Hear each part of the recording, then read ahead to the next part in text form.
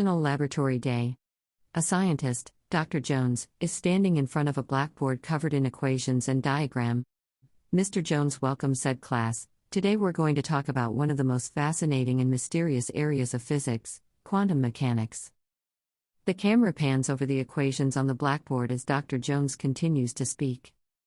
He continues at the most basic level. Quantum mechanics is the study of the behavior of matter and energy at the atomic and subatomic level.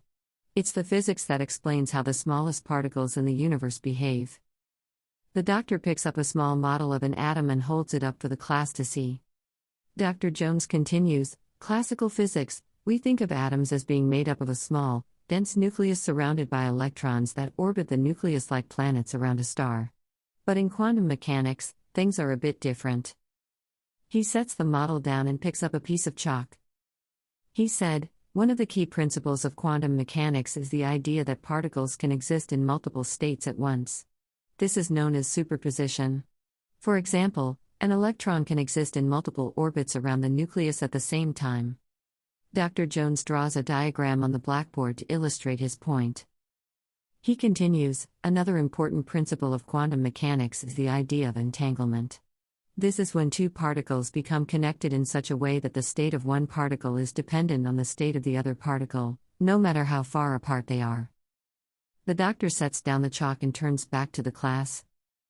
He also reminded us that, quantum mechanics also tells us that particles don't have a definite position or velocity until they are observed.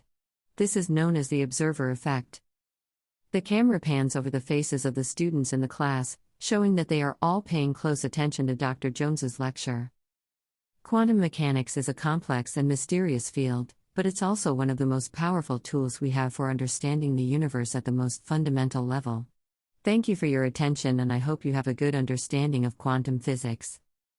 The class begins to disperse as the camera slowly zooms out on Mr. Jones, still standing in front of the blackboard covered in equations, deep in thought.